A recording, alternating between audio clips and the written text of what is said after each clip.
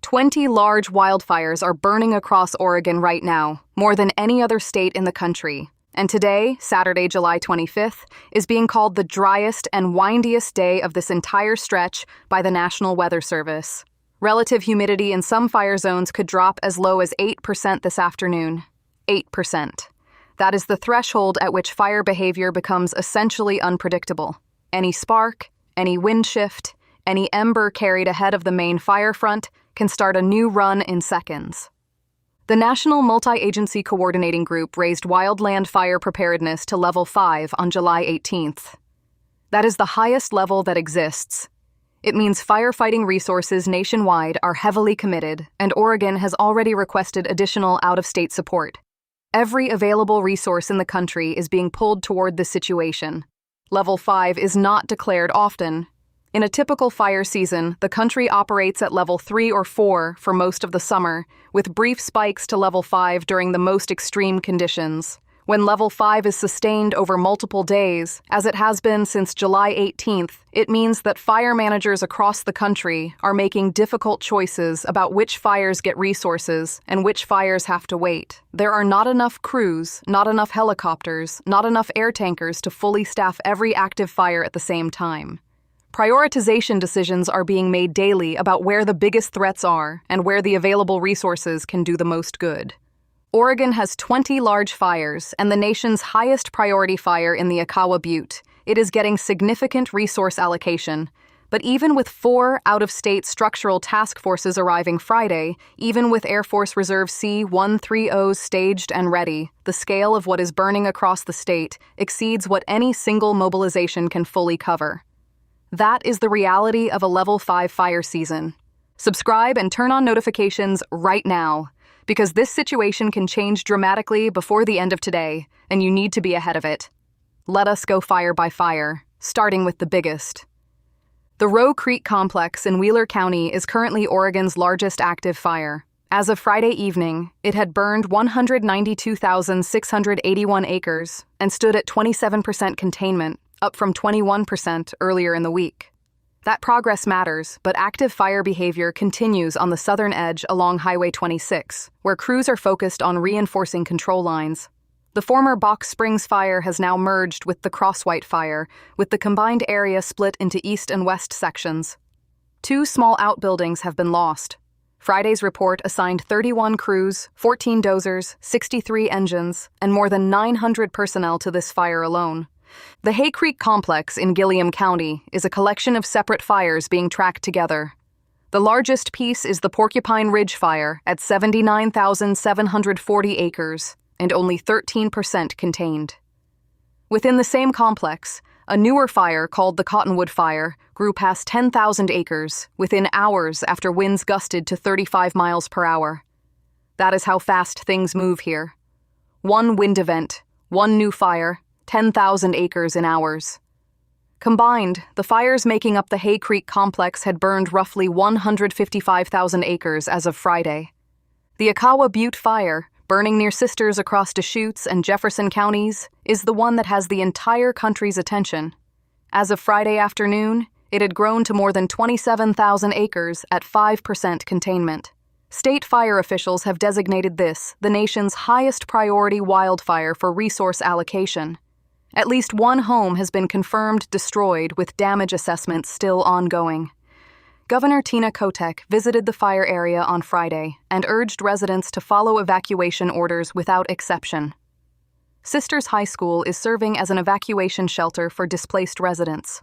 Structure protection teams are maintaining a 100 to 150-foot perimeter around threatened homes. 4 additional out-of-state structural task forces arrived Friday to help protect homes in the area. 5% containment on the nation's highest priority fire. That is where things stand this morning. The Brewer Fire east of Madras in Crook and Jefferson counties is at approximately 32,700 acres and also 5% containment. Extreme fire behavior, wind-driven runs, group torching, spotting, numerous structures and energy infrastructure threatened, evacuations in effect. Near the Idaho border in Baker County, multiple fires including the Salmon, Olive Butte, and Anthony fires have prompted evacuation orders in recent days. Containment figures for those fires are changing quickly enough that the Baker County Sheriff's Office is the most reliable source for current numbers. The Coyote Fire in Crook County stands at 17,460 acres with 47% containment. The nearby Henry Fire, at approximately 20,151 acres, is at 18% containment, with crews focused on keeping the fire from advancing into the South Fork Wilderness Study Area, northeast of Madras.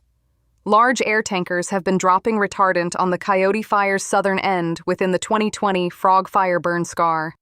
The 10-mile fire is estimated at approximately 4,700 acres after overnight mapping showed it had not grown significantly overnight.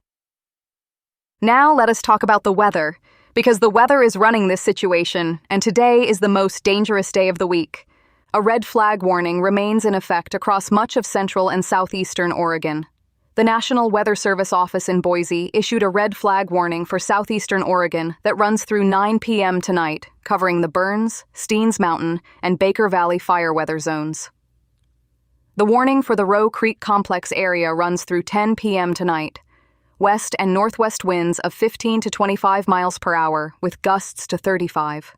Relative humidity dropping to 8% in some locations. Temperatures near 100 degrees Fahrenheit in the hottest areas. Today is the day fire managers have been preparing for all week. Low humidity, strong wind, maximum heat, all three at the same time. When humidity drops below 10% and winds are gusting to 35 miles per hour, a fire that has been manageable for days can produce extreme runs in a matter of hours. Embers can travel a mile or more ahead of the main fire front and start spot fires in unburned fuel that crews have no time to respond to. This is how fires go from 20,000 acres to 50,000 acres in a single afternoon. And it is the exact scenario fire managers are watching for today across every one of these active fires. Here is what that looks like in practice for the crews on the ground. A containment line is not a wall. It is a cleared strip of ground, sometimes scraped by dozer, sometimes cut by hand, where firefighters have removed vegetation so the fire cannot cross. Building that line takes hours of hard physical work in extreme heat. Holding that line depends on the fire behaving predictably enough that the crews can stay ahead of it. When wind gusts to 35 miles per hour, the fire does not behave predictably. It throws embers. Those embers land in unburned fuel on the other side of the containment line. Spot fires ignite. Suddenly, the line that crews spent 12 hours building is behind the fire instead of in front of it, and the fire is growing in a direction nobody anticipated. That is not a hypothetical. That is what happened to the Cottonwood Fire within the Hay Creek Complex earlier this week. Winds gusted to 35 miles per hour. A fire that was being tracked individually grew past 10,000 acres within hours. 10,000 acres. In hours, because of wind. Today, the National Weather Service is forecasting those exact same conditions across multiple fire zones simultaneously. That is why today is the day that fire managers have spent all week preparing for. And that is why, if you are in or near any evacuation zone, today is not the day to wait and see. The red flag warning for the Akawa Butte area runs through Saturday evening with west winds of 10 to 20 miles per hour, gusting to 30, and relative humidity potentially dropping to 8%. That fire is already the nation's top priority. Today's conditions will test every containment line that crews have spent the past week building. Smoke from these fires has affected air quality well beyond Oregon's borders. Reduced air quality has been reported in the Boise, Idaho area this week. The Oregon DEQ and AirNow both recommend checking real-time local air quality readings before spending extended time outdoors this weekend. Several major road closures are in effect and changing frequently. A portion of Highway 218 between Clarno and Fossil remains closed near the Rowe Creek Complex. Highway 26 has single-lane pilot car traffic between mile markers 53 and 63. The National Park Service has closed the Clarno and Painted Hills units of John Day Fossil Beds National Monument due to nearby fire activity. The Bureau of Land Management has closed public land along both banks of the John Day River from Service Creek to the Columbia River. The Malheur, Umatilla, and Wallowa-Whitman National Forests all have temporary area closures in place. Before any travel through the fire areas, check tripcheck.com. Start with a full tank. know your alternative routes. For context on the scale of what Oregon is experiencing right now, the state's entire 2021 wildfire season burned approximately 827,000 acres. As of Wednesday, July 22nd, the most recent confirmed statewide count, Oregon had already recorded 76 active fires and roughly 674,000 acres burned. Given the growth in individual fires since that count, the actual statewide total today is very likely significantly higher. Oregon's fire seasons are not getting shorter, they are not getting less intense. The combination of drought, heat, and lightning that fuels these events is producing more ignitions, more extreme fire behavior, and longer active burn periods than the historical record shows for this region. The infrastructure that exists to respond to wildfire was built and funded based on historical fire seasons that no longer represent what Oregon faces today. Fire crews are using aerial reconnaissance and heat detection flights to identify holdover lightning fires that have not yet produced visible smoke. That detail deserves more attention than it usually gets. A holdover fire is a fire that was ignited by lightning but did not immediately produce visible flame or smoke. Instead, it smolders underground, in root systems, in deep duff layers, sometimes for days or even weeks before conditions allow it to surface and grow. Central Oregon received more than 2,000 lightning strikes over a recent 72-hour period. Not all of those strikes started fires that crews have already found. Some of them are sitting in the ground right now, waiting for today's wind and low humidity to bring them to the surface. That is why fire managers do not declare victory when active fire behavior decreases overnight. The morning cool down and humidity recovery that allows crews to make progress is temporary. Every afternoon, when temperatures climb back toward 100 degrees and humidity crashes back to single digits, those holdover fires get another opportunity to emerge. And on a day like today, when winds are forecast to gust to 35 miles per hour, a holdover fire that surfaces in the wrong location can become a major incident before any crew can respond.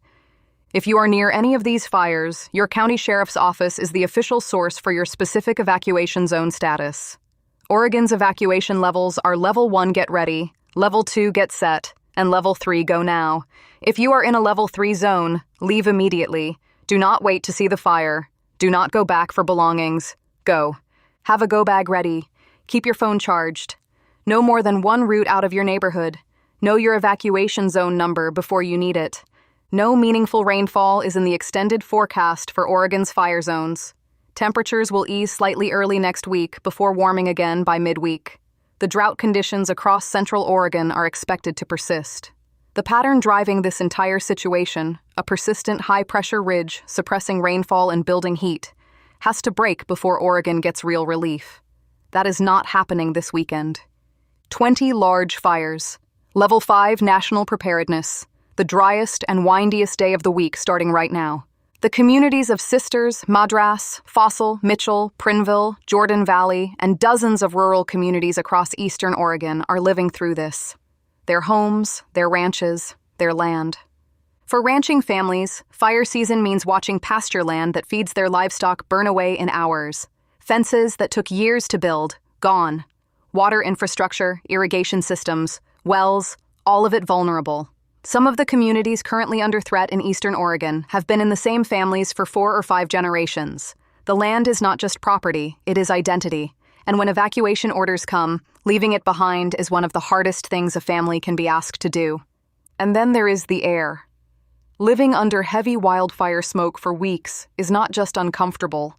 It is a genuine public health crisis for the most vulnerable residents, children whose lungs are still developing, elderly residents with pre-existing heart and lung conditions, farm workers who cannot simply stay indoors when animals need to be fed and crops need attention.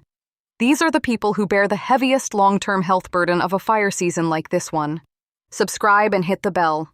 Containment updates, evacuation changes, weather shifts.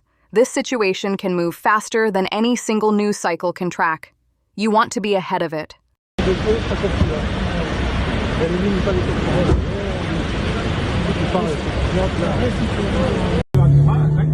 No te va a quemar. No te quema.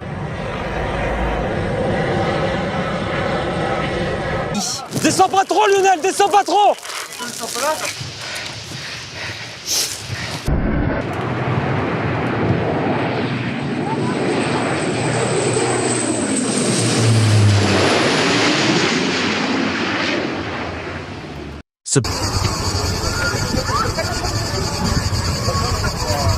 And then the news that cast a shadow over everything else. 2 firefighters lost their lives earlier this week while battling a separate blaze near Bordeaux-Mérignac Airport. Langue de feu. Les brûleurs sont de plus en plus acculés.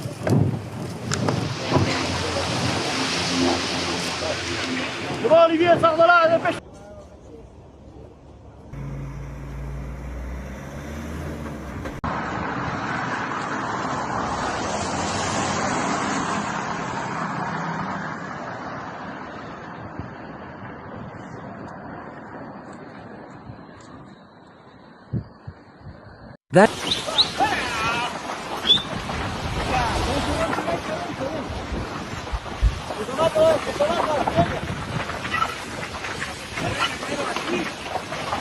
Ya la ha dado.